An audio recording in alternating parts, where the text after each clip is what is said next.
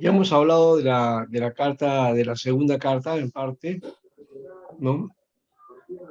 Este, las características, si bien son todas de Juan, ¿eh? En un momento dentro del proceso canónico, la segunda y tercera carta fueron cuestionadas, ¿no? Y no fueron tomados en cuenta en la lista de los libros sagrados, ¿no? Y eso fue por un buen tiempo. Tanto que, bueno, y no fue hecho eso adrede, o sea, a intención de los padres de la iglesia, sino porque en las iglesias no se ponían de acuerdo. Eran las iglesias las que utilizaban estos textos y algunas de ellas, pues, no las consideraron en su momento, ¿no? Y eso lo llevó a una duda y de poner en el canon, ¿ya? Por ese motivo, ya en un proceso posterior aparecen y son insertadas al canon. Por eso estas cartas se conocen como deuterocanónicas, ¿ya? Cartas deuterocanónicas, ¿no? Eh, las que son de ese tipo son segunda de Pedro, segunda y tercera de Juan, ¿no? Judas, ¿no? Y bueno, también Apocalipsis es el otro que está también en el cuestionamiento, ¿no? Y creo que también estaba Santiago, me parece, porque son 7 cartas, 7 cartas que no pasaron en un momento la aprobación para ser parte de la lista de los libros canónicos. ¿Mm? Entonces a estos se les conoce como deuterocanónicos. ¿Quiénes lo propusieron así? Fue en el Concilio de Trento. En Trento se trató de definir ese aspecto también del conflicto que había habido, pues, en los primeros siglos, ¿no? Tercer, cuarto, quinto siglo, ¿ya? Para definir el canon. Y Trento, entonces, propone ponerle entonces deuterocanónicos a estos libros, ¿no? Que básicamente las iglesias evangélicas las aceptan todas, ¿no? Y no las llamamos deuterocanónicas.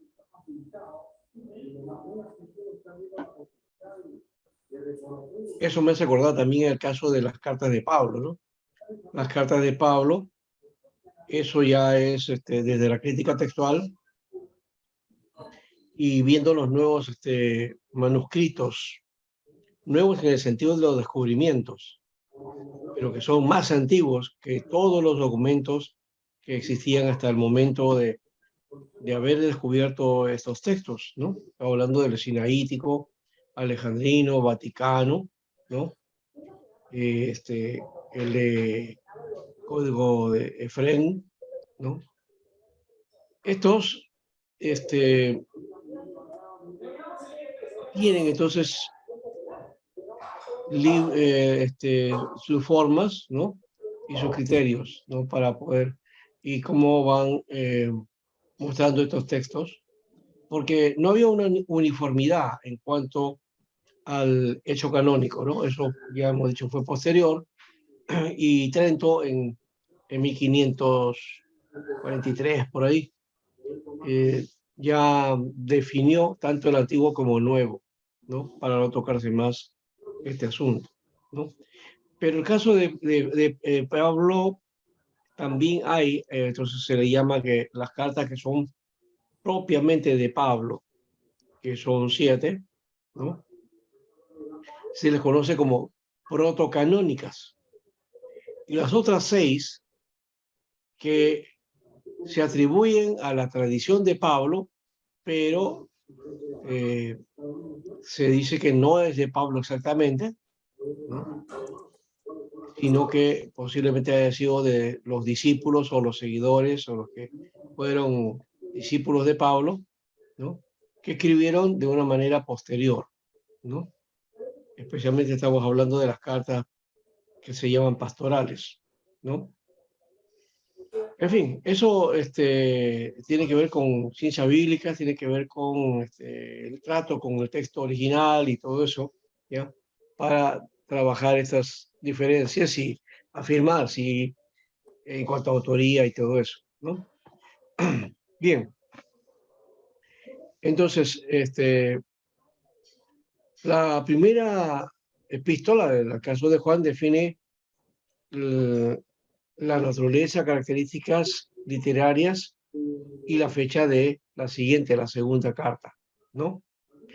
Y entre la segunda y la tercera, aquí se presenta Juan como el anciano. Recuerden que en la primera carta no hay nombre, no existe un nombre, no dice nada ahí, ¿no?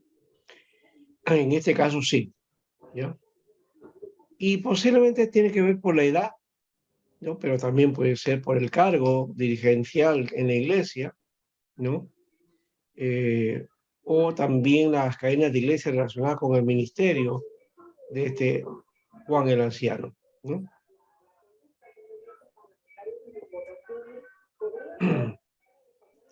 Aquí no menciona su título de apóstol, ¿no? Y solamente plantea el caso de ser uno más dentro de los que están en la dirección de la obra. Ahora, tanto la segunda como la tercera son pues de género epistolar, ¿no? De esa época. La primera carta hemos dicho que no tiene ese aspecto porque no en la introducción o en el comienzo no es la presentación, no es el autor, tampoco los destinatarios, no dicen mucho de eso, ¿no? Bueno, son cartas entonces propiamente dichas y caben dentro de un pliego de pergamino de 25 por 20 centímetros, que es un tamaño convencional, ¿no? Es propiamente lo que se llama carta, ¿no?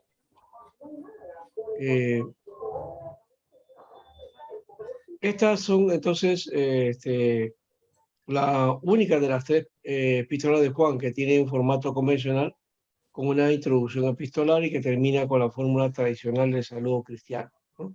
La gracia, la misericordia y la paz de parte de Dios Padre y Jesús, el Mesías, el Hijo del Padre, estarán con vosotros en verdad y amor, ¿no? El versículo 3 de esta tercera epístola. Me hace acordar una cosa, que este final del saludo, que se conoce también en algunos casos como la doxología, ¿no? Que se manifiesta entonces aquí como un saludo tradicional. Ya hemos hablado también en cuanto a destinatario sobre la hipótesis de que la segunda epístola de Juan haya sido enviada a una señora en particular, ¿no? Que era la eclecte, o sea, la elegida, ¿no? ¿No? La elegida. También en Primera de Pedro 5:13, esta palabra es usada para referirse a la iglesia de Roma, la ciudad que es referida mediante el epíteto Babilonia, ¿no? No está hablando de la misma ciudad, sino es una muestra eh, o una metáfora, digamos así, hablando entonces de Roma, posiblemente, y por eso pone el nombre Babilonia, ¿no? Marshall sugiere que el uso de este tipo de lenguaje, que es críptico, o sea, está secreto, haya tenido el propósito de despistar a personas extrañas en cuyas manos pudieran caer la epístola en camino de su destinatario, ¿ya? Pero lo que está dentro del contenido de la epístola indica que esto no era necesario tampoco, no era para tanto, ¿no? Así que la señora elegida sería una iglesia local en alguna ciudad de la provincia romana de Asia, ¿ya? Cuyo nombre no se especifica. Eso podía ser. Pero también, por otro lado, podía ser, algunos mencionan la esposa de Juan, ¿no? Entonces, bueno, ahí están las hipótesis en todo caso. Entre las iglesias de Asia que Juan pastoreaba, como en su calidad de anciano o obispo, solo la Teatira coincide con el cumplimiento que expresa Juan en los versículos 4 y 6. Yo conozco tus obras, tu amor, tu fidelidad, tu servicio y tu perseverancia, ¿no? Esa es la que encajaba ahí, Teatira. Porque él es de 2:19. Aunque el versículo 8 presenta una situación que se asemeja más a la iglesia de Sardis. Sé vigilante y refuerza las cosas que quedan y están a punto de morir. Apocalipsis 3:2. De ser así, el mensaje de esta segunda epístola estaría mostrando el comienzo del deterioro espiritual de la iglesia, el cual se fue agravando con el transcurso de los tiempos, ¿no? Bien, eso podría ser también, ¿no? Si lo vemos desde el lado histórico.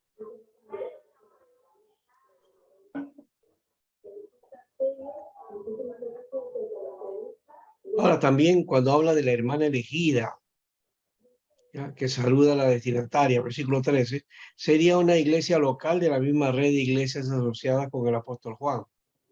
Muy probablemente la de Éfeso, donde Juan concentró sus actividades pastorales, ¿no? Ese nombre también llama la atención, hermana elegida, ¿no? La hermana elegida. Juan termina expresando su deseo de visitarla personalmente más adelante y podría tratarse de alguna de sus visitas rutinarias a las iglesias hermanas, ¿no?, que era una de las características de los discípulos, los apóstoles, de visitar las obras, ¿no? Por eso Juan les dice, aunque tengo muchas cosas que escribiros, no he querido comunicarlas por medio de papel y tinta. Más bien, espero estar con vosotros y estar cara a cara para que nuestro gozo sea completo. Ya también mencionamos la semana pasada sobre esa expresión cara a cara, que en realidad en el original griego dice boca a boca, ¿no? Estoma o estoma, que los traductores españoles consideran un tanto sensual. Por ese motivo es que le han cambiado la tónica, ¿no? Pero es boca a boca, que es una forma del saludo de aquella época, ¿no? Ósculo santo, que era en el beso y en la boca, ¿no? Y que eran que se daban los hombres, ¿eh? En el Oriente es eso común, por si acaso, ¿ya? Acá, el paso, ese aspecto del beso, ¿ya? Se le ha dado un sentido erótico, se le ha dado un sentido erótico y sexual, sensual, ¿no? Y bueno, ahí esa característica viene de la Edad Media, lastimosamente, cuando todo lo que tiene que ver con sexo ya se fue tomando un rechazo para la iglesia, ¿no? Y llamándolo malo, ¿no? Eso es malo. Y todo lo malo, entonces la iglesia lo desechaba, ¿no? El sexo, cualquiera que sea la forma, no estamos hablando del sexo, este, del mal sexo o de mal uso del sexo, sino simplemente de la relación sexual de la pareja, ¿no? Que aparte desde la iglesia se veía como algo malo. ¿Por qué? Porque el cuerpo es malo, pues, ¿no? Ese concepto dual, ese concepto gnóstico, que había penetrado mucho dentro de la iglesia. Entonces, eh, las relaciones carnales, lo que tenían que ver con el cuerpo, ¿no?, eran malas, definitivamente malas, ¿no? Así lo asumían en la Edad Media. Y eso hemos heredado, esa forma de pensar hemos heredado, y tenemos que romperla, ¿no? Porque no es la carga. Por eso cuando hablamos de ese saludo, esa expresión de boca a boca, que se trabaja en el texto de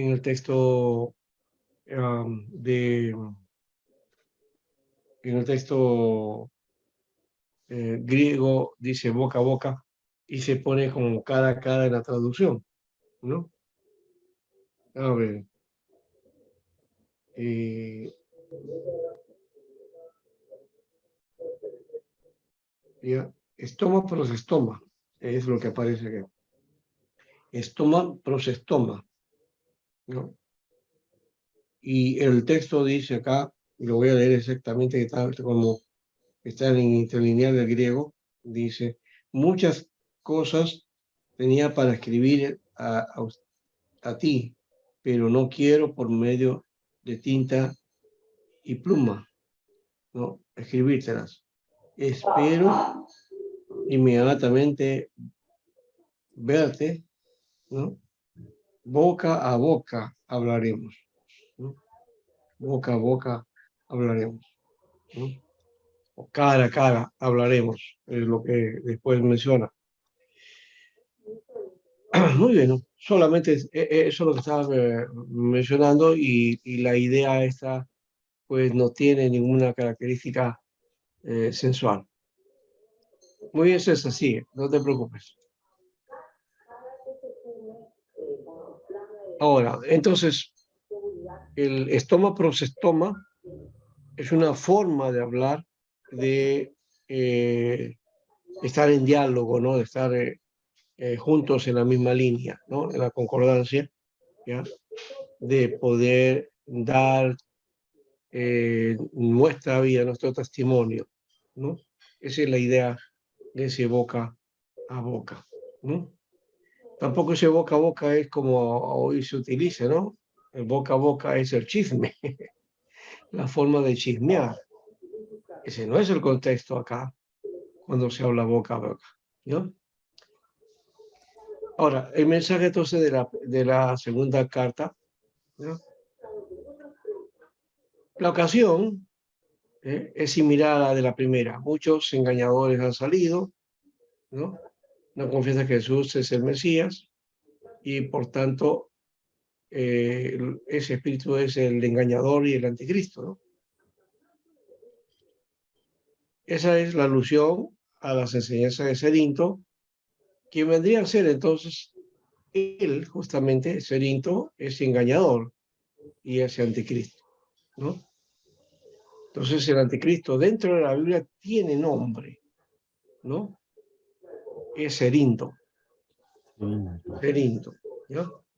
Entonces no hay la idea de un anticristo hacia el futuro, no, sino de un anticristo que está ahí presente y de muchos otros anticristos, inclusive dice el texto, ¿no?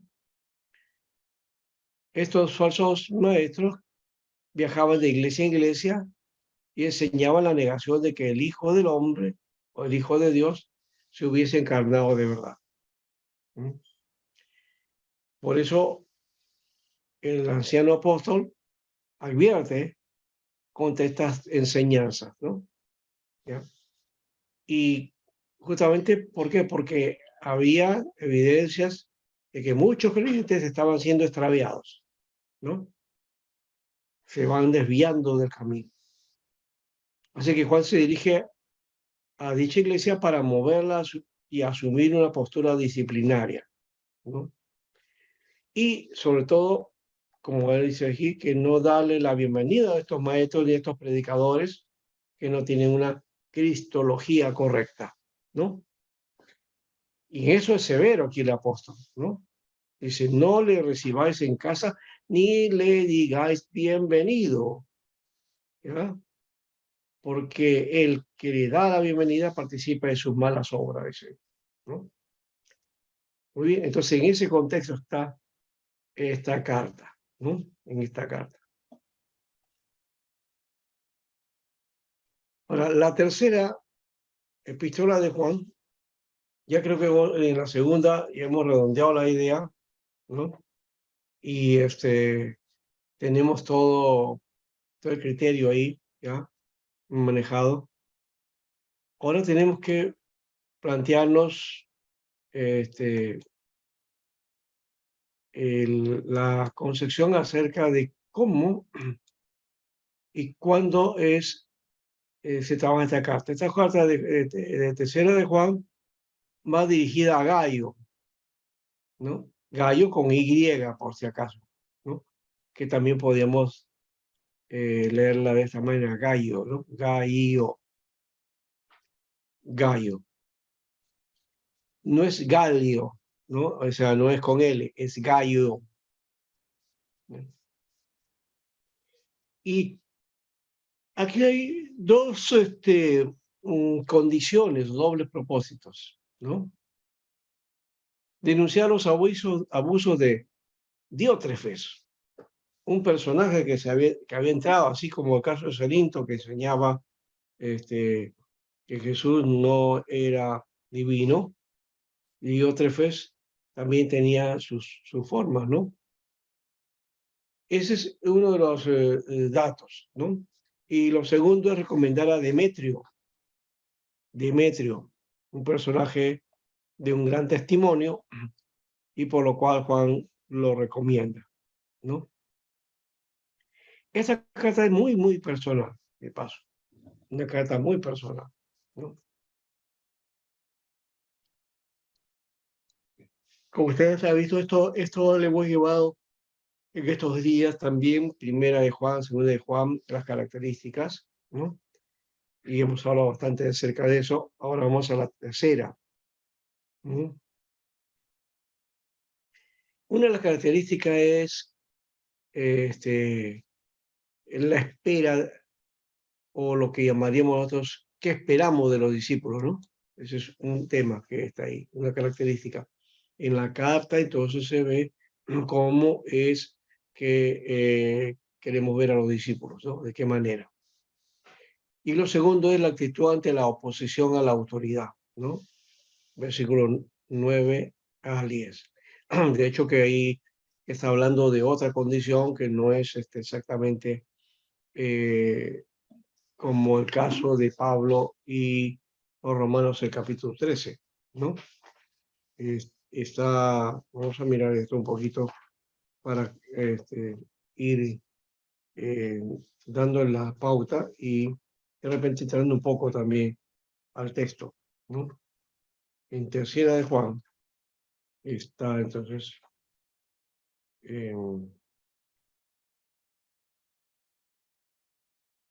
son cartas tan chiquitas, pequeñas, que tienen solamente algunos, por ejemplo, este caso de tercera de Juan tiene 15 versículos. 15 versículos. Bueno, vamos a mirar por acá el el versículo 9. Dice, escribí a la iglesia, pero deseando que sea el primero de ellos, Diótrefes, no recibe no nos recibe a nosotros, y si yo fuera, le haré recordar de las obras las cuales está haciendo con palabras malas, desacreditando a nosotros y no estando satisfechos con estas cosas, ni el que recibe a los hermanos y a los que deseando impide y de las iglesias los echa.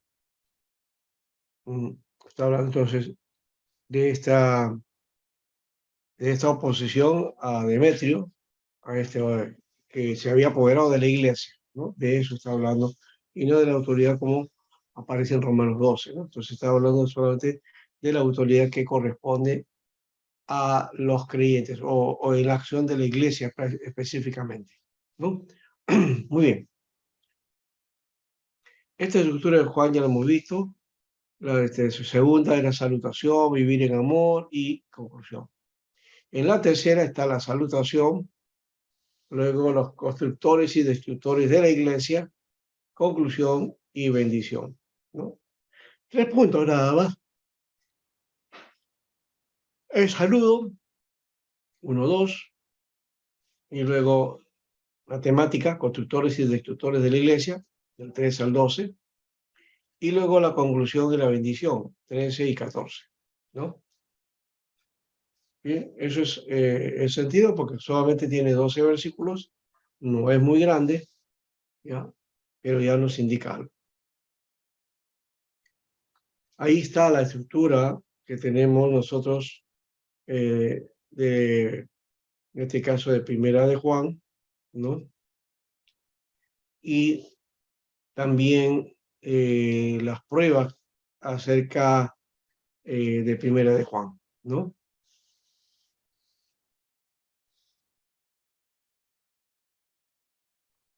Y son tres pruebas de la vida de Primera de Juan. Acá dice la prueba teológica, si creemos que Jesús es el Hijo de Dios, esa sería la prueba. La segunda, la prueba moral, si vivimos vidas justas o no. Y la tarea, la prueba social, si nos amamos unos a otros. Ahí creo que también hay otro elemento importante, ya que estamos tocando esto. Uno cree que el amor solamente es sentimiento. Y aquí no está hablando del sentimiento. No está hablando del sentimiento cuando dice si nos amamos unos a otros. ¿Ya? Tiene que ver con el deseo de que al hermano le vaya bien. Y amarnos en el sentido de darnos al otro también, ¿no? Y eso se pone aquí como la prueba social. O sea que el amor de Dios derramado en nuestros corazones nos va a producir sensibilidad hacia el otro, hacia mi prójimo, ¿no?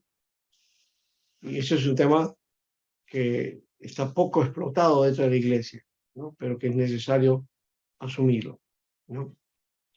Muy bien. Ahora sí vamos al otro, perdón, vamos a ir al otro y ir redondeando la idea. La tercera epístola de Juan. Es una carta privada, como la carta que Pablo escribiera a Filemón, ¿no? Y trata asuntos indirectamente relacionados con la iglesia y la labor pastoral. Juan escribe esta vez a Gayo, ya lo hemos mencionado, miembro destacado de una de las iglesias formadas a partir del ministerio pastoral de Juan, ¿no? El lugar o la ciudad donde se encuentra dicha iglesia no se especifica, no hay lugar. Mejor dicho, no es mencionado, no es que no haya lugar, sino que no está mencionado, ¿no?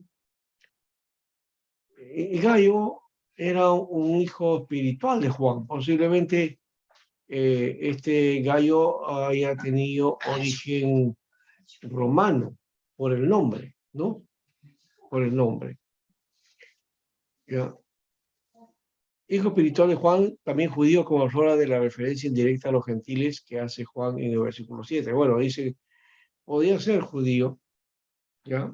Pero con un nombre gentil, ¿no? Eso está en la posibilidad, en todo caso. Pero también es posible que Gayo ocupara el liderazgo de la iglesia, ¿no? Y seguramente fuera uno de los ancianos, ¿no?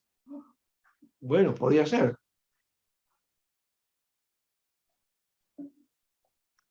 Pero este Gayo tenía su opositor, ¿no? Y no es porque este Gayo sea peleador, ¿no? No es esa la idea. ¿Ya? Este, Gallo, no estamos refiriéndonos al ave, ¿no? Ni a los gallos de pelea, no, tampoco, ¿no? Gallo con Y, ya hemos dicho, es el nombre que tenía este hombre, ¿no? Y que tenía un lugar muy expectante dentro de la iglesia, ¿no? Posiblemente un anciano, ¿ya? Y tampoco se sabe, en todo caso, de su contendor, que fue Diótrefes, ¿no? Diótrefes es la contraparte, ¿ya? En realidad había una lucha ahí, ¿no? Había una lucha, ¿no? No le vamos a llamar guerra espiritual, eso no tiene sentido. Simplemente era una lucha de liderazgo, una lucha de poder en todo caso, ¿no? ¿Qué nos muestra otra cosa aquí, ¿no? Que en la iglesia ocurren este tipo de cosas, ocurren estas situaciones. Y hay personas que se levantan para tratar de, entre comillas, hacer la obra de Dios, pero en realidad la están socavando, ¿no? Porque lo que están planteando es su propio poder, ¿no? Tener ese poder en sí mismo e ir votando a aquellos que no nos convienen, ¿no?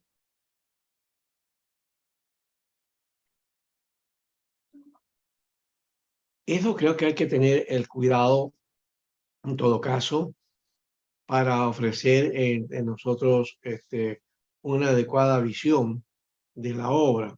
Pero lastimosamente somos seres humanos y la situación todavía en la naturaleza humana, en la naturaleza carnal, vamos a encontrar estas actitudes. No debería ser, no debería. Deberíamos más bien, eh, con la nueva naturaleza en Cristo, manifestar otra actitud, ¿no? Otra situación que vaya concordante con el testimonio y con la vida. ¿Mm? Pero esta epístola me descubre entonces esos conflictos, ¿no? Esos conflictos de liderazgo, que vuelvo a decir, esto es lo más natural que se da en las iglesias. Bueno, no es lo natural, no debería ser lo natural, pero se hace tan natural y tan recurrente que ya nos hemos acostumbrado a ver, ¿no?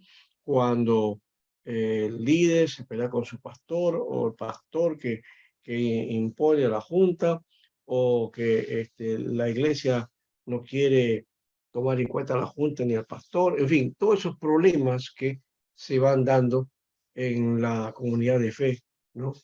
Y que afectan la buena marcha en todo caso, ¿no?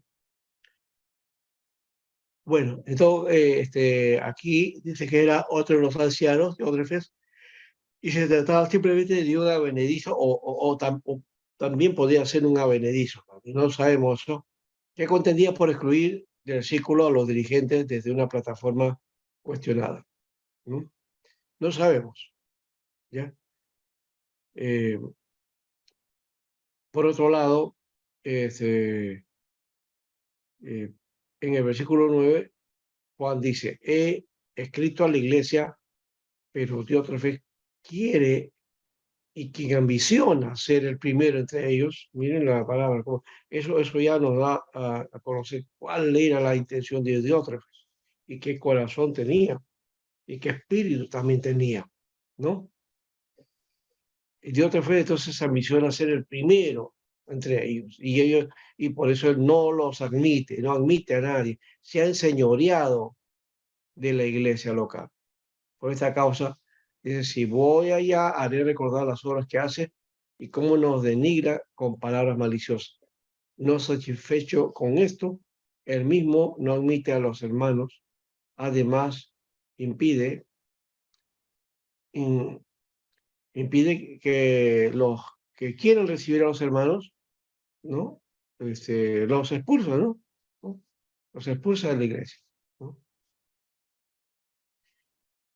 Bueno, entonces acá esto, como dije, no va a faltar en las iglesias locales, ¿no? En todo lugar y en todo tiempo, estas personas, ¿no? Ese tipo de personas que como Diótrefes, ¿ya? Y como otros tantos que conocemos, los cuales se enquistan como tumores malignos en la iglesia del Señor, ¿no? Sí, eso es como un tumor, ¿no? Porque es algo anómalo, algo raro, algo extraño. Una cosa es tener la autoridad y otra cosa es apoderarnos, ¿no? ¿Ya? Enquistarnos en la obra de Dios, disque por presencia de Jesús. Pero a veces hay estos problemitas, ¿no? Que, como dije ya, son recurrentes en muchos casos. Hay que tener discernimiento para descubrir este tipo de cosas. Ujú. Ahora, acerca de Gallo, el anciano Juan ha recibido un buen testimonio de parte de la persona que visitaron a la iglesia y también la casa de Gallo. Esto es lo que dice el anciano Juan en el versículo 3. Dice, me gocé mucho cuando venían hermanos y daban testimonio de tu verdad. Es decir, que cómo andabas en la verdad, ¿no? de cómo andabas en la verdad. Gayo también entonces alabado por su hospitalidad, su generoso apoyo financiero, ¿ya? Que daba a los predicadores, ¿no? En ese tiempo habían predicadores itinerantes que iban de pueblo en pueblo llevando la palabra, ¿ya? Eh, y bueno, visitaron entonces la ciudad de Gayo, en este caso, y esto se deduce tanto del contraste con los gentiles como por el uso de la palabra, el nombre, en el versículo 7, porque partieron por amor del nombre y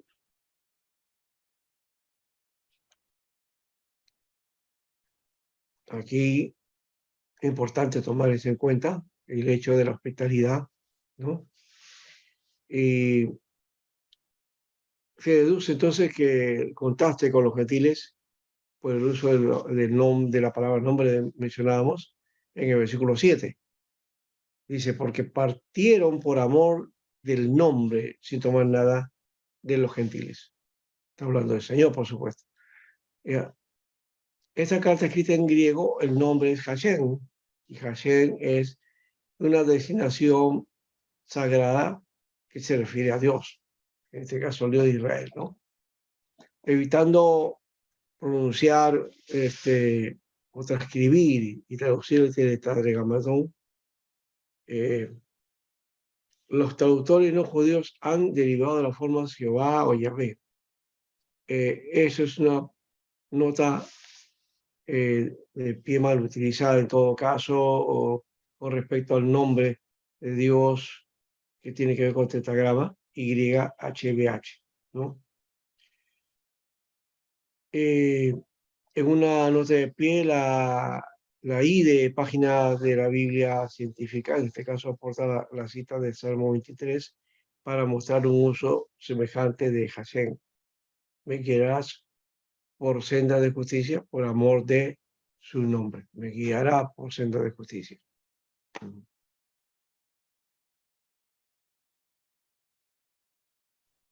Muy bien.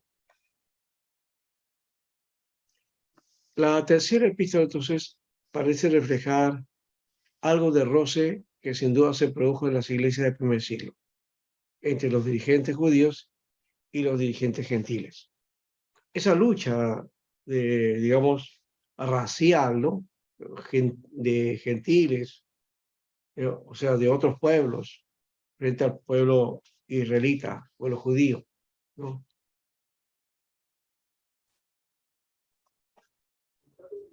Hay que tomar en cuenta que no hay evidencia total acerca de eso, ¿no?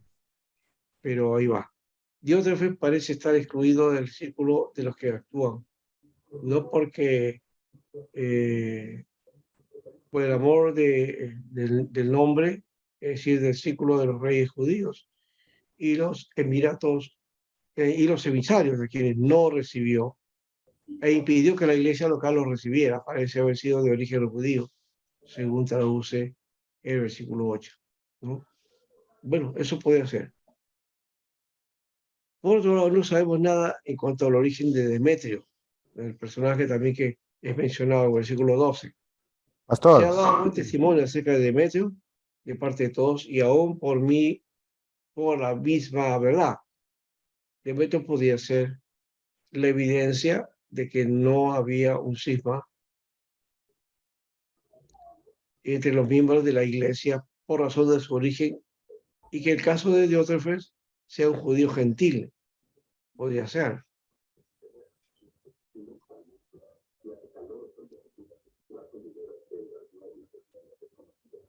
Uh-huh.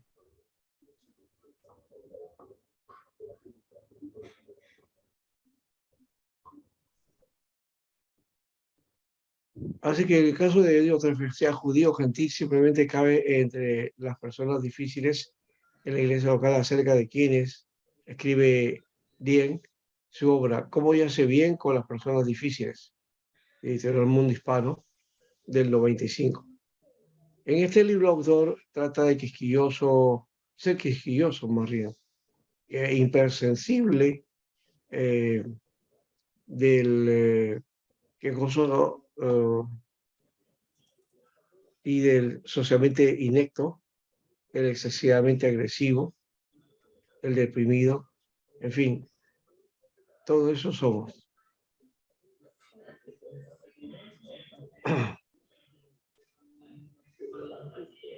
Muy bien. Así que, como conclusión, la carta de tercera, esta tercera es similar a la segunda y parece ser convencional. Dice en el versículo 13, tenía muchas cosas que escribirte, pero no quiero hacerlo. ¿Ya? Por medio de pluma y tinta, no quiero hacer eso. Y más bien, espero estar ahí, ¿no? Mirarnos de frente, ¿no? Esa es la idea. Esta expresión que ya lo hemos mencionado choca a los traductores porque ya hemos dicho que dice boca a boca y en la Reina Valera se ha traducido como cara a cara.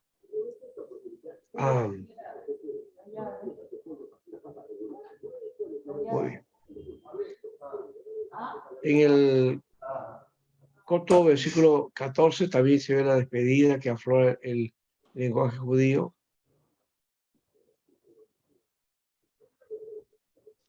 Muy bien. Por otro lado, también está despedida la paz, en hebreo, shalom, sea contigo. Los amigos te saludan, saludan a los amigos o cada uno por nombre. El énfasis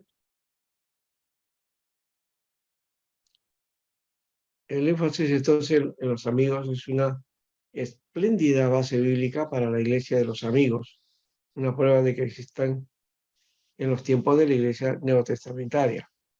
Hoy día yo conozco una iglesia que se llama Los Amigos de Jesús, ¿no? Bueno, podría darse también ese nombre, ¿no? Ya. Muy bien. ¿Hay un comentario sobre esto? ¿Ya? Y vamos después a un descansito, ¿ya? Pastor, Sí, o sea, esta carta fue escrita para, ¿no? El resumen que yo hice de mi trabajo, no sé si está correcto, ¿no?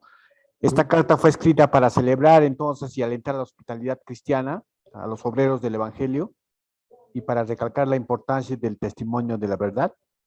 claro, está bien. Tiene ese sentido, pero sobre todo resaltar esa lucha, ¿no? Que hay y cuál es el verdadero servidor de Dios y cuál no lo es, ¿no? O sea, tiene la misma sensación de la carta, de la segunda carta, cuando habla acerca del anticristo, ¿no? ¿No? Y, y la primera Juan, perdón, que habla del anticristo. Bueno, no habla de un anticristo, sino de muchos anticristos, ¿no? Y esa mención de anticristo que, de acuerdo al contexto de la época, de la historia, sería entonces Cerinto, ¿no? Y no un personaje como algunos mencionan, ¿no? Que ha venido de los mismos infiernos, ¿no es cierto? Y que ha sido engendrado por ahí igual y todo eso, ¿no? ¿Ya? Ya eso es otra cosa, en todo caso, ¿no? Muy bien. ¿Algo más?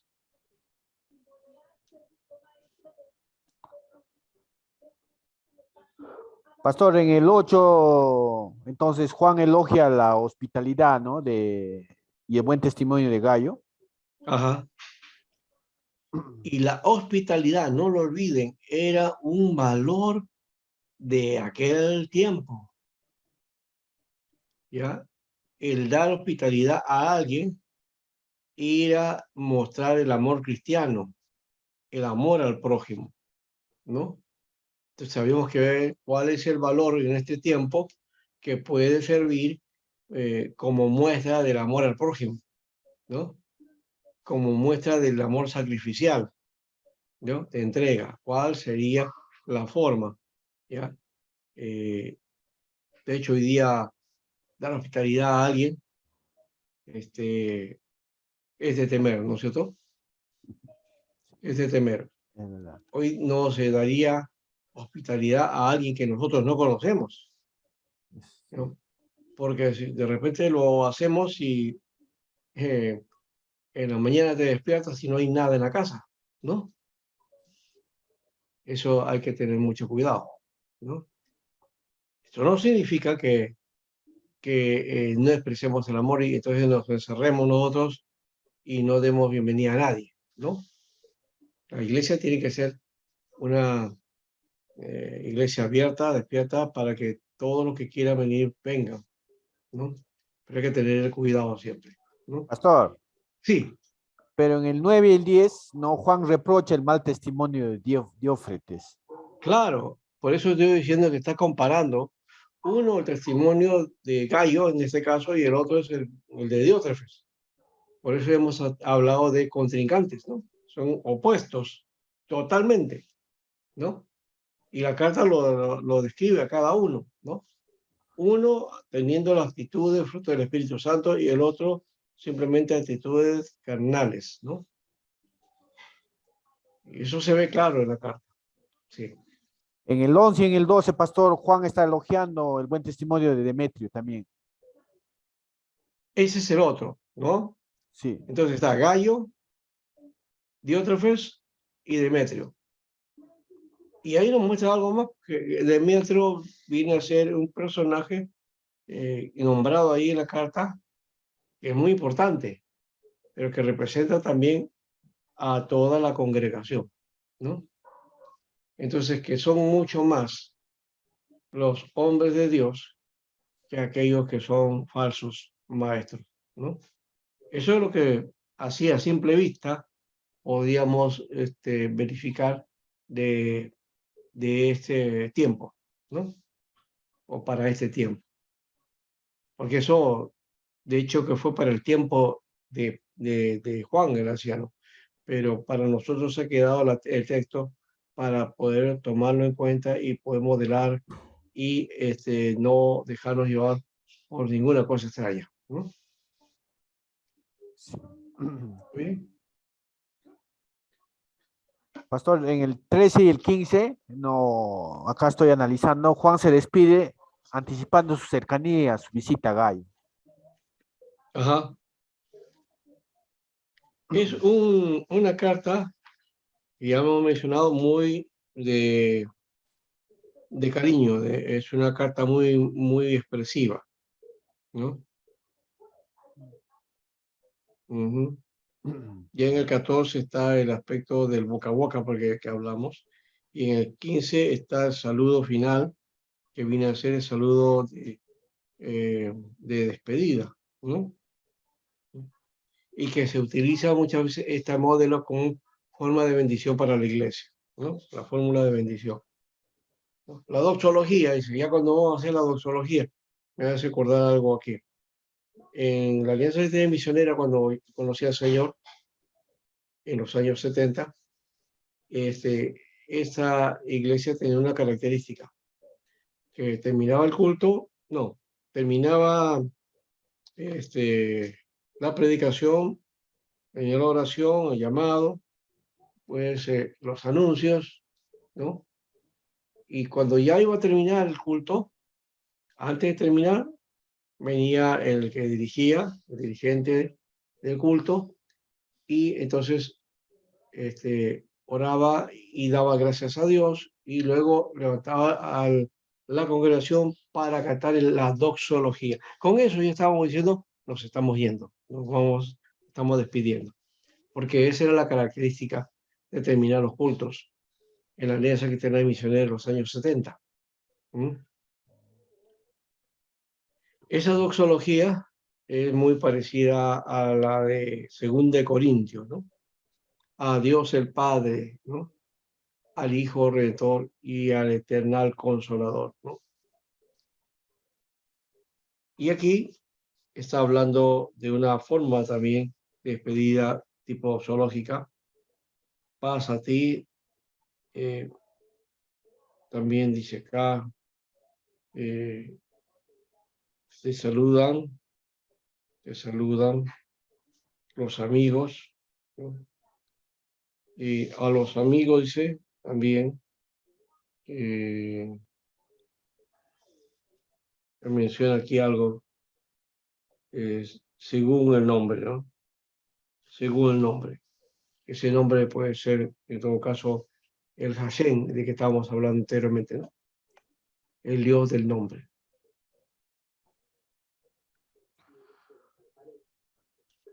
Pastor, en las dos cartas, la primera y la segunda, tiene un lugar, ¿no? Donde que se ha escrito estas cartas, pero en la tercera no, ya No, no existe, ¿no, pastor? no hay eso, sí.